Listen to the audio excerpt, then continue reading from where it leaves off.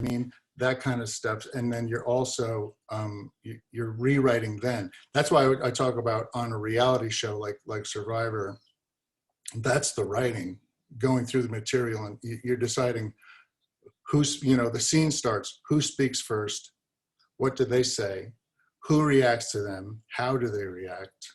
And, some soundbite will come in. What is that? Who's that going to be? What are they going to say? You have to make all those decisions along the way. But one of the things I discovered actually over time was it's very daunting. There's a lot of material. When you listen to people, I laugh when I listen to interviews with people that cut feature films, because they'll be like, we had over 40 hours of footage. I'm like, are you kidding me? I watched 40 hours of footage last week. But it's daunting.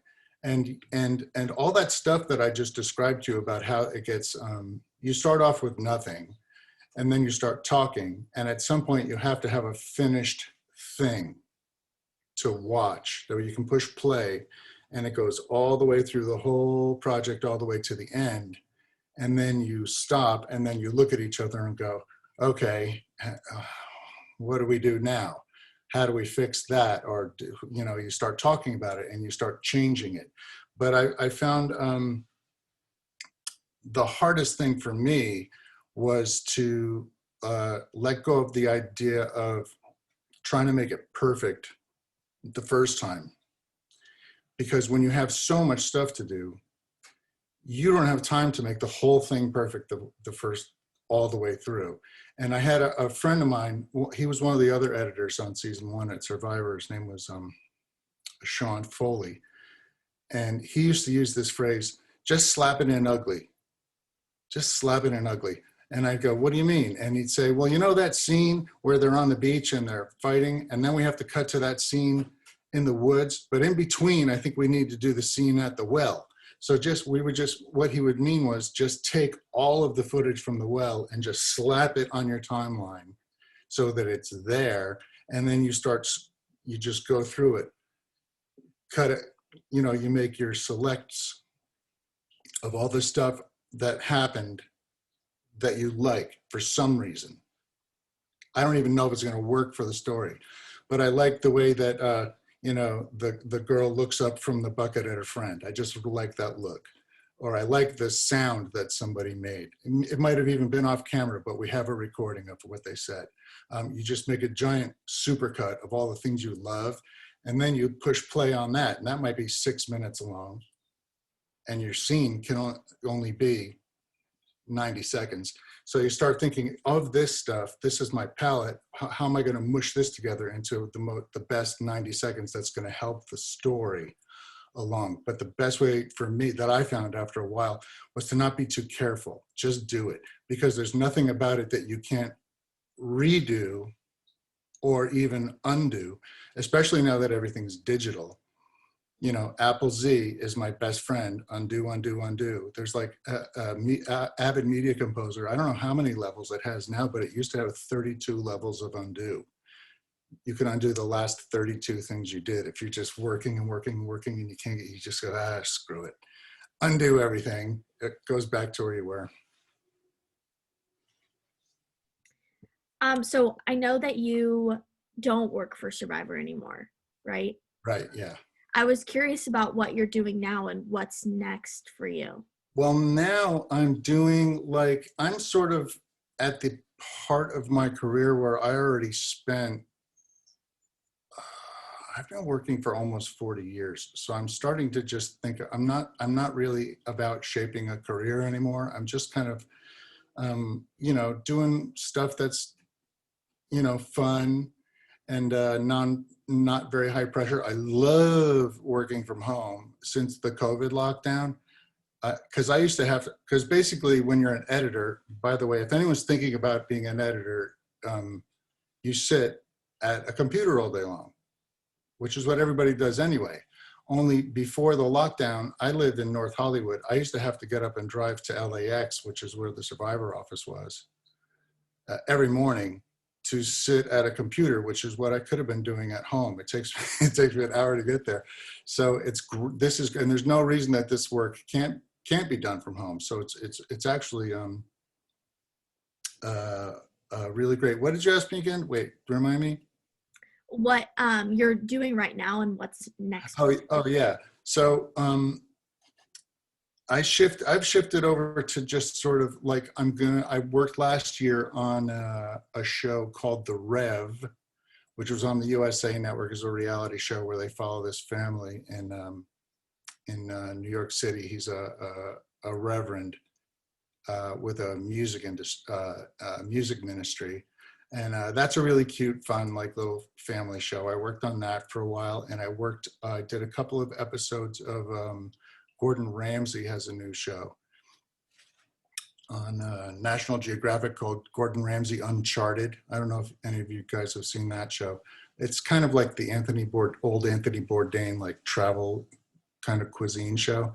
And I did a couple episodes of that, and everything shut down, by the way. Survivor hasn't been on. They missed the last 2 shoots. I think they just now left for their first shoot in 2 years. Because everything's been on lockdown. But now I'm going back to work on The Bachelor in Paradise. I did that a couple of years ago. That's really fun. Do you guys ever see that show? It's just kind of mindless, goofy. You don't even have to make a story half the time. You just have to show them like arguing or gushing over each other's clothes or something. It's so silly. I think we're going to open it up to questions in a second, but I was wondering if you had any advice for undergrads and soon to be graduates right now, especially in the awkward phase in this pandemic right now. Right, to work in production. Yeah. I would say one thing that I really believe in is to, like, whatever it is you think you want to do, how do I say it? You have to know what you want to do. You can't just sometimes show up at a place and go, I kind of want to work in movies. They don't really know what to do with you.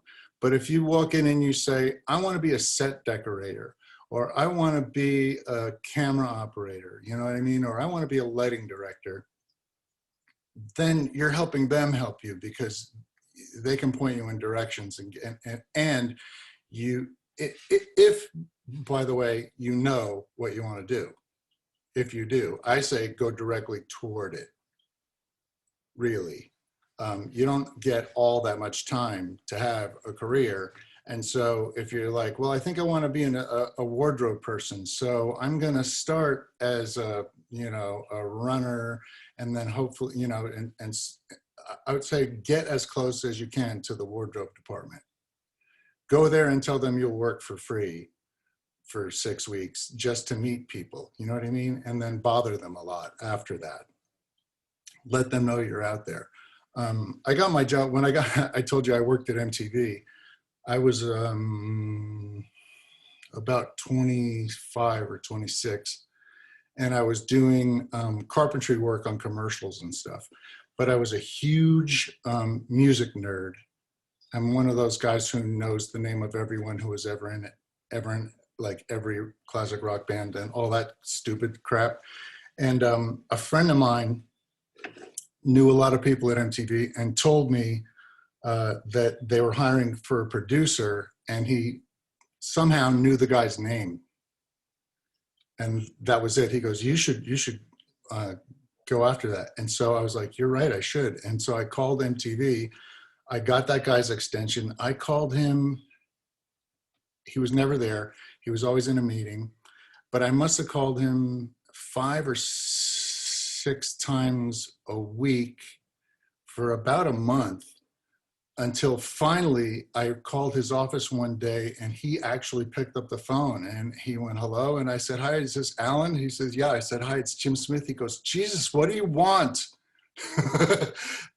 And I said, well, I heard you have a job opening and I just really want to come talk to you about it. He was like, all right. And I went and I interviewed. He actually got me in for an interview, but I had no, like, I just felt like I just have to go directly toward it. I didn't know anybody.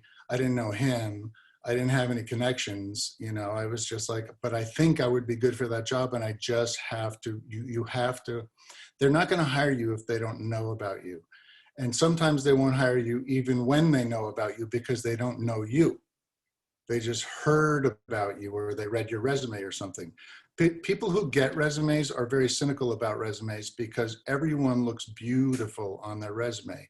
Everyone who reads resumes know that the person who the resume is about also wrote it. Like, they get that. So that's half the battle, but part of it is showing up, show up, show them your face. Make sure that the next time you show up, they go, hey, there's Hannah. It was great having her around. And that's another thing. A lot of times they'll hire you because they like you, not because they saw something on your resume. Because most jobs, let's face it, most jobs in production and actually in the world, you can learn how to do. Everyone does them differently. Every company does X or Z differently than every other company. And so, some of them are very nervous about, she know how to do it our way. But most people are like, well, I like them and they're obviously smart. So I'm gonna, they're obviously trainable. And so if you show up, that's the point I'm trying to make, I think. Make kind of a pest of yourself and like make people know who you are. Make people know you're around.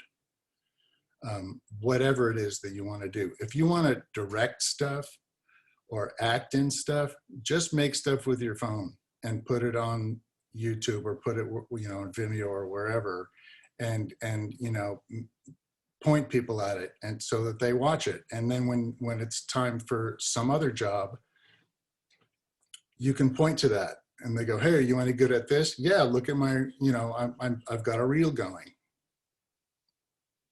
Because a lot of people, they like, depending what you want to do, a lot of people will go on they'll go, okay, what are the big companies? NBC, HBO, Disney, and then they'll fire up their websites and go on their career opportunity section of their websites and look there. And there's some cool stuff there, but and that might be a way in. That's a good thing too, to like get in. If there's a company you want to get into, get in and show them that you know what you're doing and that you're a pleasant person to have around, and then you can move around within the company. But a lot of times the really good jobs don't wind up on those websites anyway. They're very like, for instance, with like in my job, editors, that's a very specific skill, and you have a really close relationship with the producer. So a lot of times I'll get hired because the producer knows me, and they'll say, oh, I really like working with Jim, or I think he'll be good because it's a music thing or something like that. So I'll get hired because of that. Or sometimes I'll get hired because the post-production supervisor who is hiring the editors for the show has worked with me before and knows, like, I can recommend Jim for this. He'll put me together with people. But yeah, that's my main advice for people. I've got kids your guys' age. That's how I know the Todas. Our kids all went to school together. But so I encourage my kids. I'm like, show up. You know what I mean? If you see a job you want, and also don't wait for them to post a job. Just find a company that you like and go there.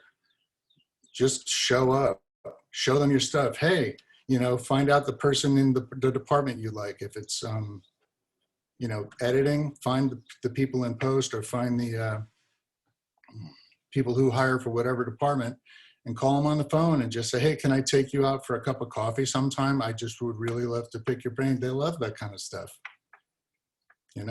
Free coffee.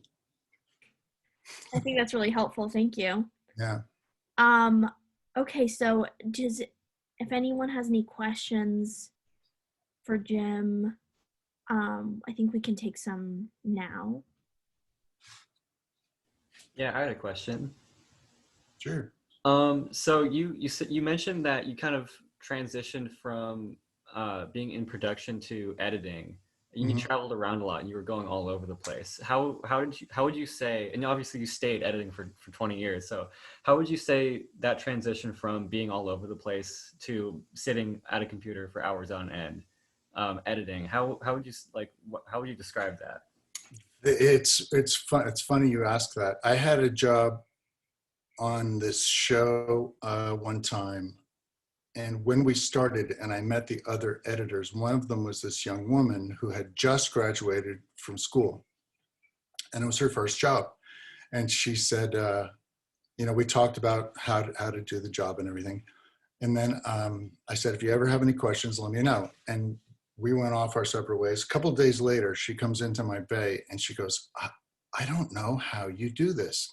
And I said, no, I showed you, if you put all the foot. She goes, no, no, no. I mean, you sit in the same chair for like 10 hours a day.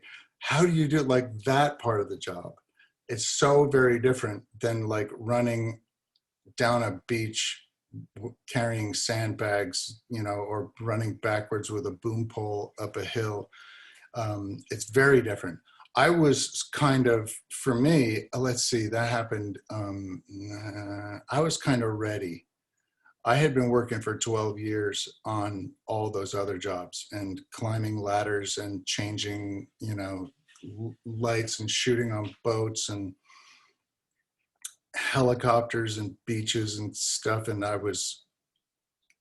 we were pregnant, and I was kind of like, I think I just want to be home for a while, for a little while. So I really welcomed it. And I was really, when I was a producer, you spend so much time in an edit bay sitting elbow to elbow with the guy that's cutting, or woman who's cutting your material and watching them. And after a while, I started to get that feeling of like when you, are a kid and you're in the car and you're watching your dad drive, and at some point you go, hey, I think I could do that. Like I had that moment watching the guy edit. At one point I went, oh, you know what, I think I could do this, and I think I would prefer it to constantly being, going somewhere or whatever. And being a producer the way I was, it's a much more, it's like you're the parent of the project that you're doing. You're the mommy. If the show gets sick at 3 a.m, they call you. They don't call the editor. And I was that person for a really long time. And so I was ready to be just like the person who, the other great thing about being an editor on a lot of things is that the producer, before they get to the edit, they've been on their shoot, they know what they're supposed to make, but they're not really sure how they're going to do it. And then they show up in your room and they just look at you like you're saving them. Every time you have any kind of an idea, they're like, I love you. I love you. And I really preferred that to being the person coming into the room with all the material, not quite sure what they were going to do. So I was ready for it. Cool, that's a great answer. Thank you. I think we have some questions in the chat about Survivor specifically. Julia was wondering how many editors worked on Survivor and how many were on your team. So the way the show works is there's a producer who, like, there's teams. There's 4 teams. There's 4 producers, 1 per each team, and then there's 2 main editors on an episode. There are one, like, for instance, I pretty much would always get whichever tribe was going to tribal council that night, because that meant that there would be a big scene right before tribal council where they had to strategize about who to vote out. And I was pretty good at those. So I would always get that tribe. My partner would get the other tribe. There's one guy at Survivor who has cut every single tribal council for the past about maybe 15 or 16 years. That's been his main job. We used to just, when we first started and we weren't sure how to organize it, we would just jump on whatever scene was next. So I would do this tribe for one scene, that tribe for another scene. I'd do part of a challenge. I would cut half the tribal council. It was just a big mishmash. Now it's much more organized. Oh, and so there's the two main editors who cut the two tribes. There's the guy that does the tribal councils. There's a challenge team. So usually you'll have two challenges a show. So there's one challenge, two editors, and then all the goofy little previously on Survivor, all that stuff. There's a guy that does that. So really there's all told, oh, and sometimes there's a floater because there will be some little element that there's no time for anyone else to cut. So you'll have up to 7 people. I've done shows with as few as 2, but now the system has it up to about 6 per episode. And you've got 2 weeks to go from a blank slate to a finished show that you can start watching and criticizing and rearranging. And then you got 2 more weeks to do that before you have to deliver a finished project. So you go from absolute blank slate to completely finished and mastered in a month. Wow. Tatum was wondering if you have a favorite season of Survivor. They all run together so much in my head now. It's so funny when you're there and we'll be talking to each other about old seasons and no one can remember anyone's name. They go, remember when that guy did that, he had that thing and he gave it to that girl with the blonde hair? Like nobody remembers anyone's names. So it's hard to remember, but I really liked the first time they did the All-Star season. Season 8. Do you guys remember that? When the Richard Hatch was on it and Boston Rob, and I think that might be where Boston and where Rob and Amber fell in love, or was it the other season? I think that's where they like totally fell madly in love. They're all married now and everything.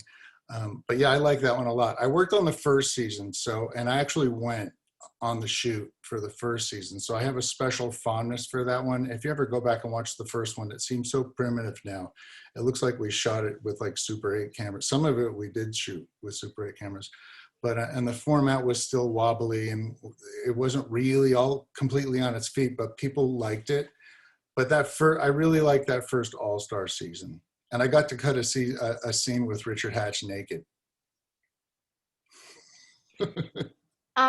And Kendall was wondering what was on-site editing for Survivor like? Well, I only did it the one time. And so we were in the South China Sea, which is sort of is down below Indonesia. Borneo is an island that's half Indonesia and half Malaysia. The continent runs through it. And so it's underneath Indonesia and it's really hot. It's close to the equator. It's super, super humid. And we were off the coast. We were off the northern coast of Borneo on a little teeny island called Pulau Tiga that was like a destination place for divers. There was a little diving camp there. And so it wasn't even like entry-level offices. It was like bad floorboards. There were giant monitor lizards. You know how you get raccoons in your garbage can? They get giant, like 6-foot-long monitor lizards. There were rats everywhere.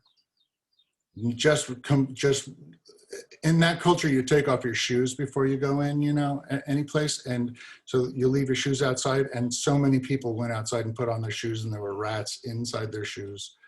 And my old Mac, I forgot what Mac it was. It was one of the ones that was a tower, but it was that cream colored plastic, the old ones.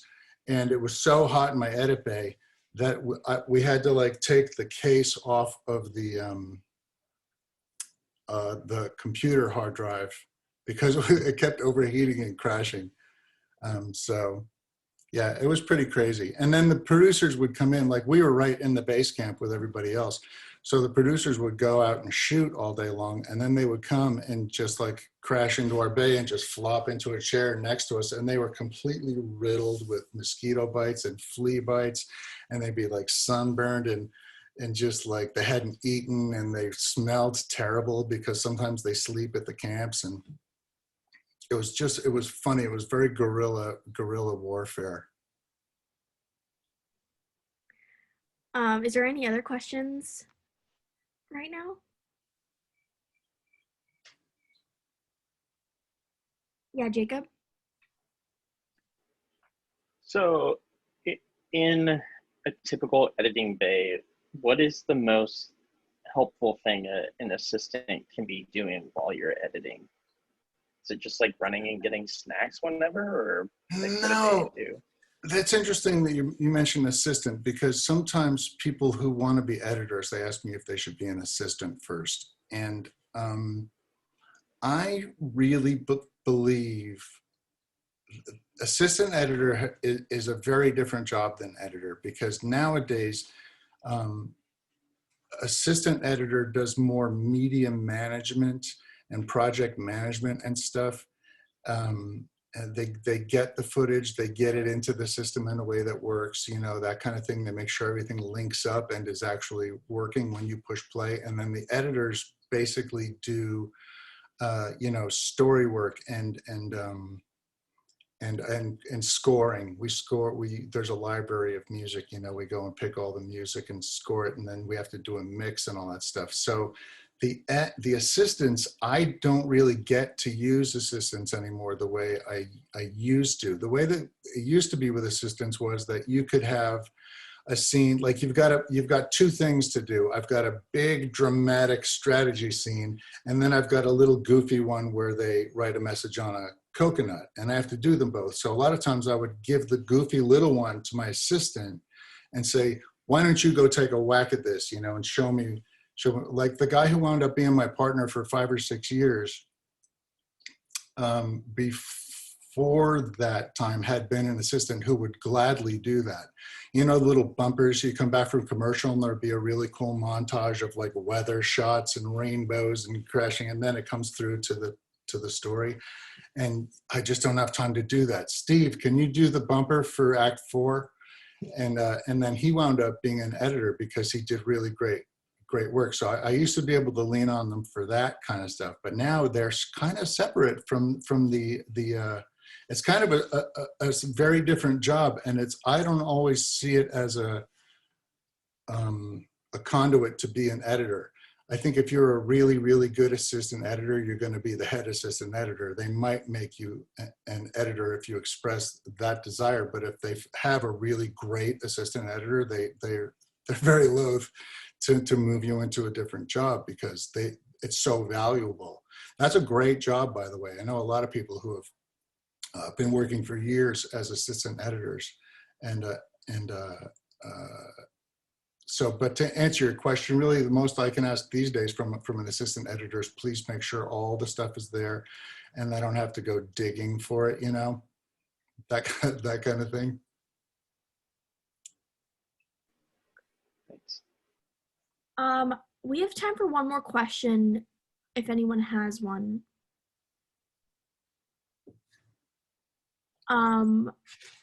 Okay. I think that's all. Thank you so much for joining us today, Jim. Oh, you're very welcome. Thank you for having me. It was fun. I hope I was, you know, I hope I had something to say that helps. Yes, your advice was really helpful, and it was also really interesting to hear about your experience. Great. Thank you. Thank you so much. Have a good rest of your evening. All right. you. Thank you. Thank you. Bye. Thank you. Thank you.